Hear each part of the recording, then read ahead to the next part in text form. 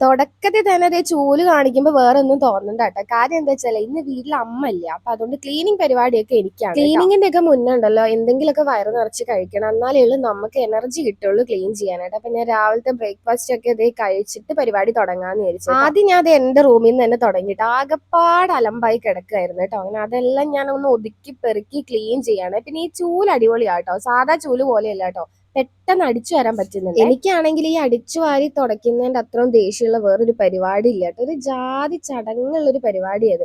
പക്ഷെ ഇനി എന്ത് വിചാരിച്ചിട്ടും കാര്യമില്ല, ഇത് ഞാൻ തന്നെ ചെയ്യണം. കാര്യം വേറെ ചെയ്യാനായിട്ട് ആരുമില്ല എന്ന് ഇവിടെ കേട്ടോ. ഞാൻ നോക്കുമ്പോ അതെ ഇവള് ഇതിൽ കാര്യമായിട്ട് കളിച്ചോണ്ടിരിക്കും. ഇവളുടെ വിചാരം ഞാനെങ്ങാണ്ട് ഇവളുടെ കൂടെ കളിക്കാന്നാണ്. വീട് മൊത്തം ഉണ്ടല്ലോ അടിച്ചു വാരി തുടയ്ക്കാന്ന് പറഞ്ഞ് ഊപ്പാട് വരുന്നൊരു പരിപാടി കേട്ടോ. പക്ഷെ എന്നിരുന്നാലും ഒരു അരമുക്കാൽ മണിക്കൂറിനുള്ളിൽ എല്ലാം അടിച്ചു വാരി തുടച്ച് ക്ലീൻ ചെയ്ത് കഴിഞ്ഞു. അത്യാവശ്യം നല്ലോണം ഞാൻ ക്ഷീണിച്ചായിരുന്നു കേട്ടോ. പിന്നെ കാര്യം എന്തൊക്കെ പറഞ്ഞാലും നമ്മളിങ്ങനെ ക്ലീൻ ചെയ്തിട്ട സ്ഥലം ഉണ്ടല്ലോ, അതൊക്കെ കഴിഞ്ഞ് ഇങ്ങനെ കാണുമ്പോൾ കിട്ടുന്ന ഒരു സാറ്റിസ്ഫാക്ഷൻ ലെവൽ ഉണ്ടല്ലോ, അത് വേറെ തന്നെയാട്ടോ. ഞാൻ തന്നെ അഭിമാനം കൊണ്ടുപോയിട്ടോ ക്ലീൻ ചെയ്ത സ്ഥലമൊക്കെ കണ്ടപ്പോ.